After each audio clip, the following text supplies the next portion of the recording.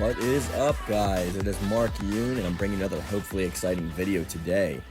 So today is Friday. That is our community day, and today's video that we are going to be looking at is the responses to the characters that I wanted to see as a possible guest appearing in Season 3, which we know is inevitable.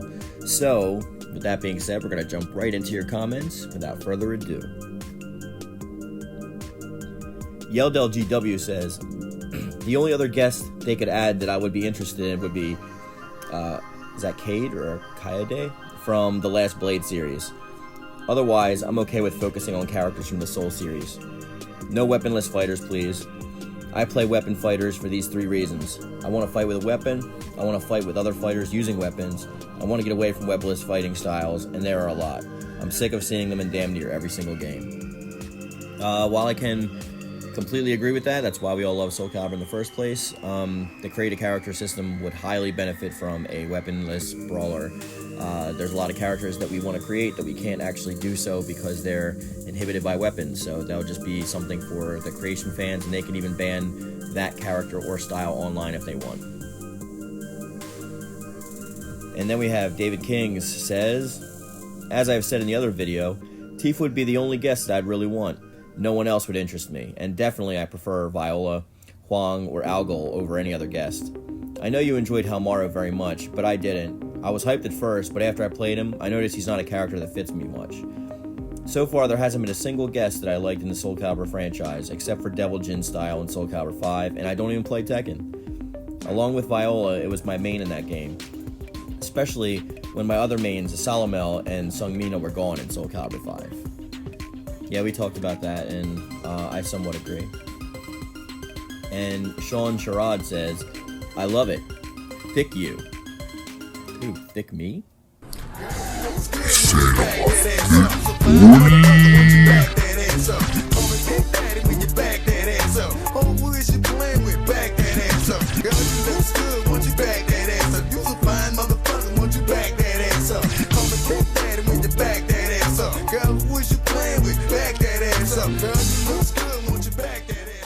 Crimson Knight 20 says, good list, man. I wouldn't mind some more love for fisticuff fighters. My top 5 would be Katana from Mortal Kombat, using the steel fans. 2, Axel Lowe from Guilty Gear Saga, with twin chain sickles. 3, Vega from Street Fighter, his singular claw. 4, Cao Shu from Dynasty Warriors 9, the sword fan style. And 5, Shanghai from Dynasty Warriors, the claws. Those are all pretty good lists.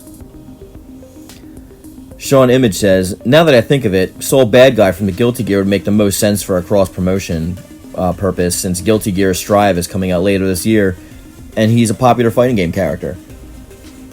A lot of people have been, reiterating the same sentiment about Soul Bad Guy, and I kind of agree. The only reason I didn't put him on my list, I think he is kind of likely, but the only reason I didn't put him on my list is because he's got a big broadsword, and that's too similar to me for Siegfried and Nightmare to warrant inclusion in the game. The choices that I tried to make were stylistically completely different from the rest of the cast, because there's a ton of characters that you could put in there that imitate or have the same at least weapon style that the base cast does in Soulcalibur. That's why I was just I was trying to go for a different means, but yeah, I can definitely see Soul Bad Guy being picked for the guest. KittyMeowser Gaming, who you should check out, her link is in my description box down below. A brawler weaponless character would be such a nice addition, but with how we talked about before cross-promotion aside, I feel the likelihood of a brawler being put into the game is slim, considering the pro scene has such a sway over Bandai Project Soul's decisions. I feel they would want to put a weaponless character into a weapon-based game, since a brawler would have disadvantage over weapon characters. So more than likely a pro wouldn't choose to fight with them. Not saying you can't whoop some booty with the brawler. I had my occasion of beating people with Devil Jin in Soulcalibur 5, but because of that disadvantage, I don't think they would risk putting in a brawler over a weapon fighter. It would be so awesome for Create a Soul, but it's become pretty clear how Create a Soul has been handled with Project Soul. Doesn't really care about the aspect of the game. Those are just my thoughts on your suggestions for who you'd like to really see. As for who you'd like to see are really good though. I'm wondering if it's also possible for them to cross-promote with another fighting game like they did with Samurai Showdown. The Guilty Gear will almost likely be releasing around the same time of Season Pass 3, though I'm not very familiar with that series or where they stand with Bandai. And like I was talking about in the last comment, Soul Bad Guy does have a pretty good chance of showing up since it probably would be releasing around the same time as Season Pass 3. Solar Flare 95 says, here's my top 5. Likelihood of inclusion aside, also in no order. 5. Alucard or Richter Belmont from Castlevania 4. 4. Virgil from Devil May Cry.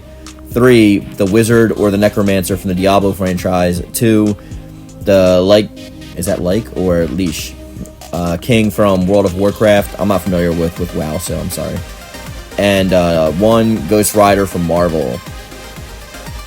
Yeah, we talked about in the comments, like, the likelihood of those are, like, pretty null and void, except for possibly one of the Belmonts, but they would have to have, like, a cross-promotion with a game coming out, but I like the list. Ragdoll says, I'm honestly kind of good with no more guests, but like Thanos, they are inevitable. If I had to choose from someone that stands a shot and that I like, I would either pick Sephiroth. I like him more than Cloud, and he'd be easier to make unique from Nightmare and Siegfried. Or someone from Guilty Gear, with Guilty Gear Strive coming out. Soul Bad Guy or Kai Kisuke would be great and would make the most sense. So that's more for Guilty Gear. Sahamir says, I'd love Kenshi from Mortal Kombat. Kenshi would be a dope addition. Usually they stick to main cast characters, though. I know me and Metal Raptor have been talking about that back and forth about how he says they're icons. I still say they're main cast characters, like the main protagonist. I haven't really seen much of a precedent outside of that. People bring up Star Wars, but Star Wars for Soulcalibur 4, but Star Wars wasn't in any way promoting Star Wars. It was promoting the Force Unleashed game, which in that case, the character that we had across all of them was the main character, which was Starkiller, because Vader and Yoda were version exclusive, so I don't really count them. Ashton Byrd says, the first 3 characters, yes, but not the 4th character. As much as I like Marvel, I don't want Thor. I don't really want Thor either. I was just like really straining to come up with a unique weapon playstyle for Creative Soul, and I thought that the lightning attacks with the hammer, because we don't really have a hammer in the game, not like a small one anyway. Mjolnir I thought would be pretty good for that. I do agree, I don't want to see anything Marvel in this game either. And I don't want Disney putting their hands in the pot, so I can totally get behind that, but you know, it is what it is. Courtney says, I loved it. And thank you very much for loving it. I love the comment. Alright, now for the last one, I saved this one for last because it's a bit of a read. This is from Metal Raptor. Steve likes to write me novels in my comment section, so if I pause or you hear edit cuts, it's probably because I had to cough or clear my throat or get a drink of water or something like that. He writes, let's see, Ryo Hazuki seems unlikely to me, but I do like his fighting style, so I think they'd have a lot to work with if they added a character using a similar style. Cosmo Kiryu sounds like a great choice to me. They might decide to give him a weapon or a knife or a club though, but there are a number of ways he could be implemented, and I can even imagine a story explaining how he got there. This is my best narrator voice. After a rough day, Cosmo pays a visit to Serena and falls asleep at the bar after drinking too much. Several hours later, he awakens, finding himself in strange surroundings with a splitting headache. Cosmo, where the hell am I? But he had a chance to grasp of the situation. Cosmo found that he was surrounded by a group of armed thugs. Thug number 1, hand over your money or we'll kill ya. Cosmo, I'm having a pretty rough day, and I'm pissed off about it. Thug, huh? So this whole mess, bad luck on your part. You know how Tira switches between jolly and gloomy using her taunt? They could have Kazuma switch between the 2 styles using the same method, then have an additional 3rd style that you can change after activating his soul charge. I'm all in favor of Tifa. She'd be great in the game, and they can include Cloud's hair, clothing, and sword for Nightmare. If Ryu Hayabusa were added, then I think either Dragon's Claw or Tiger's Fang, the dual-wielding blades, or Falcon's Talons would work pretty well. I'd elaborate a bit more on the subject, but I'd just be repeating myself from the comments in the last video. Thor, no. Captain America, maybe. Though both weapons will be impractical in a real fight, Thor's hammer will be too OP while providing little to no defense against characters like Talim, Shang-Hua, or Voldo, while Captain America's shield is unnecessary due to Cassandra's similar moves. Personally, I think most people are burnt out of the superhero movies right now, especially Marvel. That's my case too. I'm not even interested in Phase 4 at all. So it would be an extremely bad move, plus it's best to stay clear of Marvel's influence.